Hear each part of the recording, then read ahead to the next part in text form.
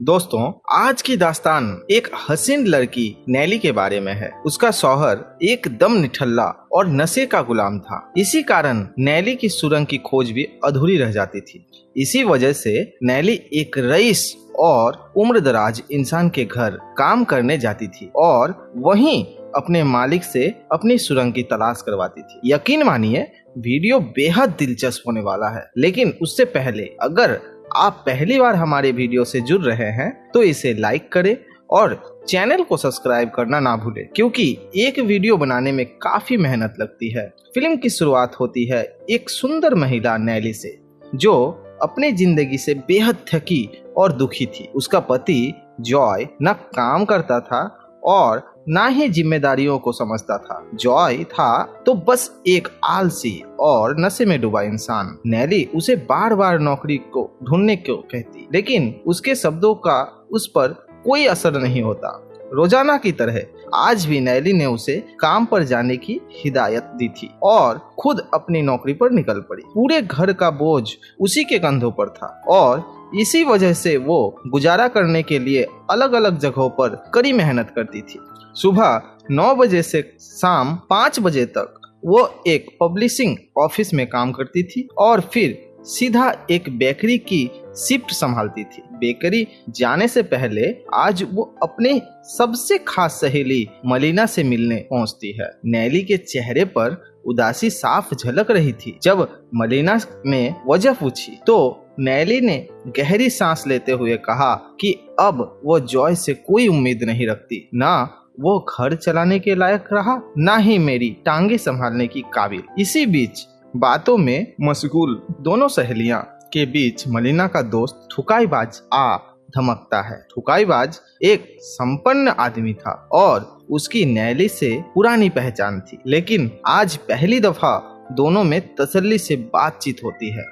मलिना थोड़ी देर के लिए वॉशरूम चली जाती है और नैली और ठुकाईबाज के बीच बातों का सिलसिला शुरू होता है। बातचीत में ठुकाईबाज को समझ आ गया है कि नैली को सिर्फ पैसों की नहीं बल्कि एक बेहतर काम की भी दरकार है। ठुकाईबाज एक किताब लिखने की योजना बना रहा था और उसने नैली से मदद मांगी। बदले में उसने अच्छा खासा मेहनतना देने का वादा भी किया। नैली को साफ साफ आभास हो गया था कि ठुकाईबाज इस मौके के बहाने उसकी सुरंग में डुबकी लगाना चाहता था। इसी सोच से वह यह ऑफर ठुकरा देती है। कुछ देर बाद मलिना वापस लौटती है और फिर दोनों सहेलियां ठुकाईबाज को अलविदा कहकर निकल जाती है। रास्ते में मलिना नैली को बताती है कि कुछ बरस पहले ठुकाईबाज उसका लवर हुआ करता था, लेकिन अब बस दोस्ती ही रह गई है। मलिना से थोड़ा वक्त गुजारने के बाद नैली बेकरी पहुंचती है और अपनी ड्यूटी में जुट जाती है। लेकिन अगली सुबह जब वो पब्लिशिंग हाउस पहुंचती है तो उसे मालूम चलता है कि उसे नौकरी से निकाल दिया गया है। हालात बेकाबू हो चुके थे और अब नैली को काम की बहुत सख्त जरूरत थी। मजबूरी में वह दोबारा ठुकाईबाज से मिलने जाती है और इस बार काम करने को तैयार हो जाती है। इसके बाद वो घर लौटती है और जॉय को ठुकाईबाज के बारे में बताती है। वो कहती है कि आज रात का खाना उसी से मिले एडवांस पैसे से आया है।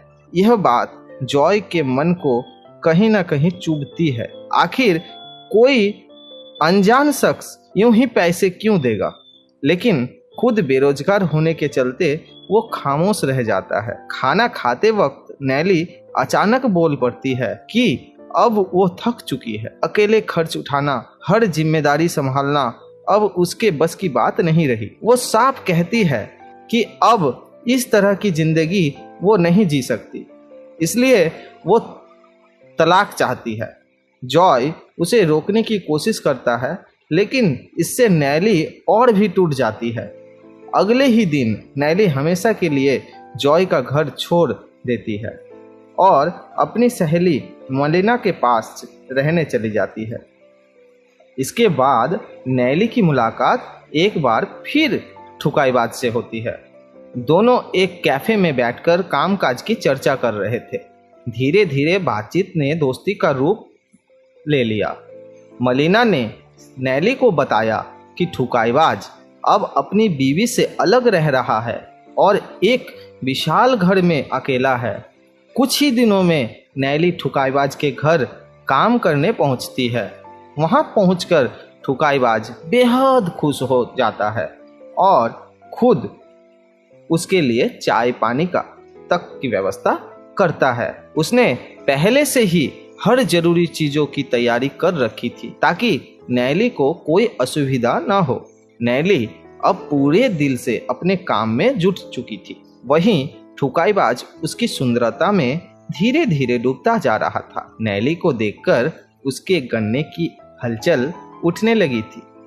साथ में वक्त बिताने के दौरान नैली को भी ठुकाईबाज की जिंदगी की कई परतें जानने को मिलती है। तभी एक दिन ठुकाईबाज की बीबी लुसियाना का कॉल आता है जिससे उसका मूड खराब हो जाता है, लेकिन ये देख नैली हंस पड़ती है। समय के साथ उनकी दोस्ती और गहरी होती गई और नैली की जिंदगी भी पहले से बेहतर होती चली गई। मलिना अब नैली के लिए खुश थी क्योंकि उसकी परेशानियां धीरे धीरे खत्म हो रही थी। नैली के लिए अपने एक छोटा सा घर भी खरीद लिया और उसमें अकेले रहने लगे। अब वो हर दिन ठुकाईबाज के घर जाकर उसकी किताब लिखने में मदद करती। बातों बातों में नैली को यह पता चलता है कि ठुकाईबाज कभी इस शहर का नामी जज हो रह चुका था। ठुकाईबाज ने अपनी जिंदगी के सारे राज नैली को बता दिए, लेकिन नैली अभी भी अपने बीते कल के बारे में कुछ नहीं कहती थी। जब किताब आधी पूरी हो गई तो ठुकाईबाज के कहने पर नैली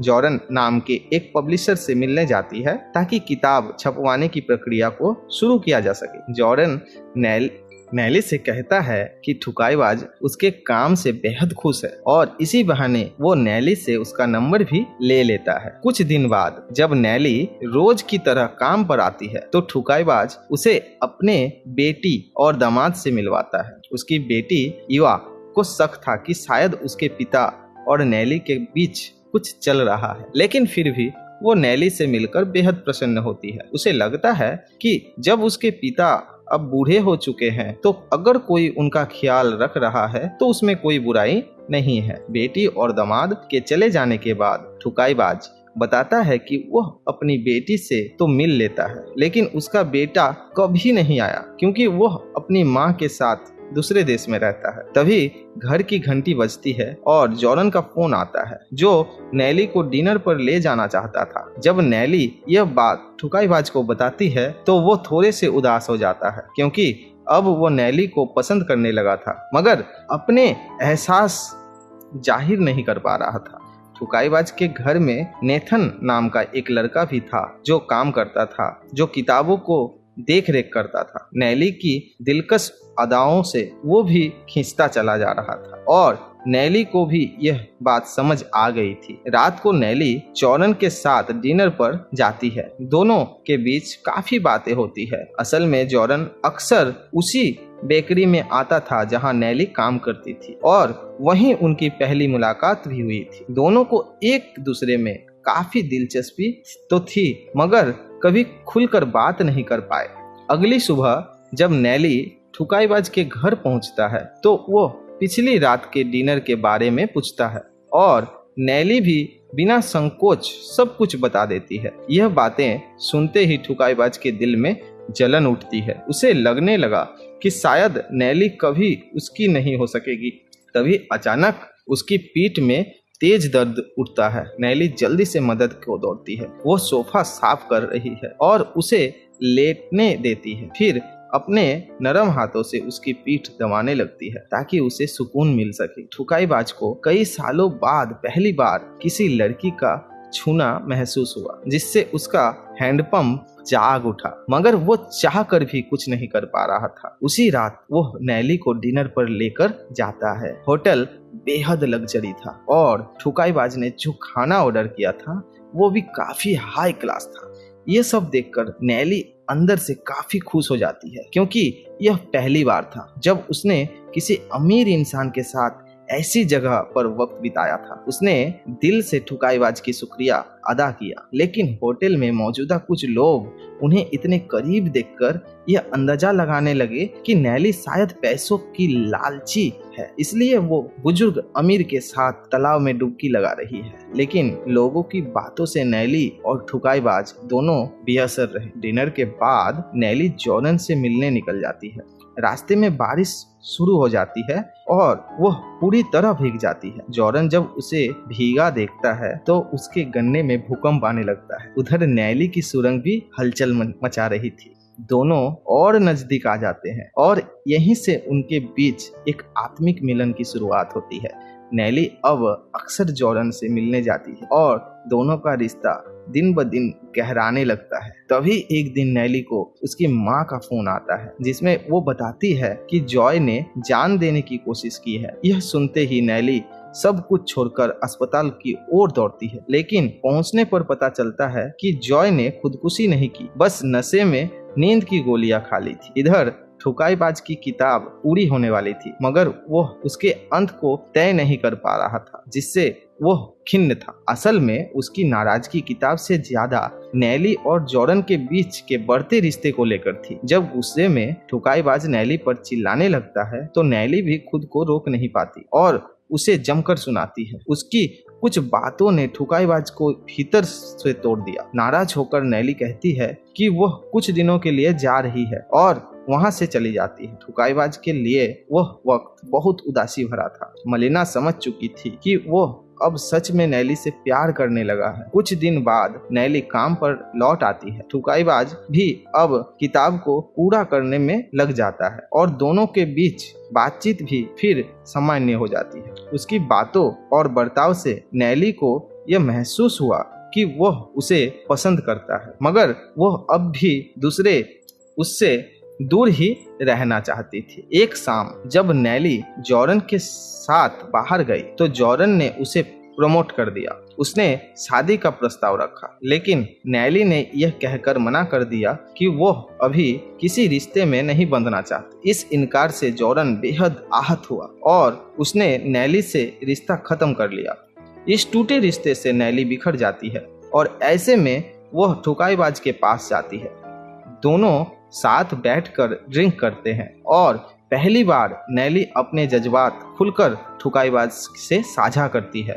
वो कहती है कि अब वो प्यार से डरने लगी है, उसे फिर से टूटने का डर सताता है। उस रात नैली ठुकाईबाज के घर ही रुक जाती है। देर रात वो चुपचाप उसके कमरे में आता है और उसे सोते हुए देखने लगता है, लेकिन फिर खुद को रोक नहीं पाता और उसे छूने की कोशिश करता है। तभी नैली की आंख खुल जाती है, मगर हैरानी की बात यह थी कि वह नाराज नहीं हुई, बल्कि उसका हाथ थाम लेती है। उस रात दोनों खुले दिल से सुरंग में धमाके करते हैं। अगली सुबह ठुकाईबाज की पत्नी लुसियाना उससे मिलने आती है। दोनों बैठकर लंबी बातचीत करते हैं और उन्हें एहसास होता है कि आज भी उनके बीच कुछ एहसास बाकी है। कुछ वक्त जब नैली वहां आती है तो उसे पता चलता है कि ठुकाईबाज अपनी पत्नी के साथ बेटे से मिलने जा रहा है। रवाना होने से पहले वो अपनी अधूरी किताब की पब्लिशिंग की जिम्मेदारी नैली को सौंप देता है।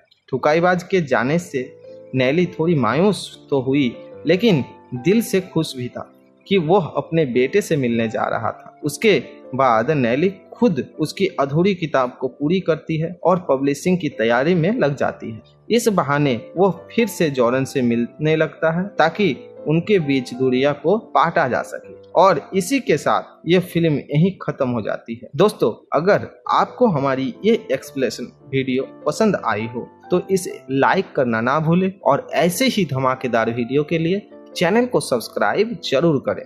मिलते हैं किसी और नई कहानी में, तब तक के लिए बाय बाय, टेक केयर।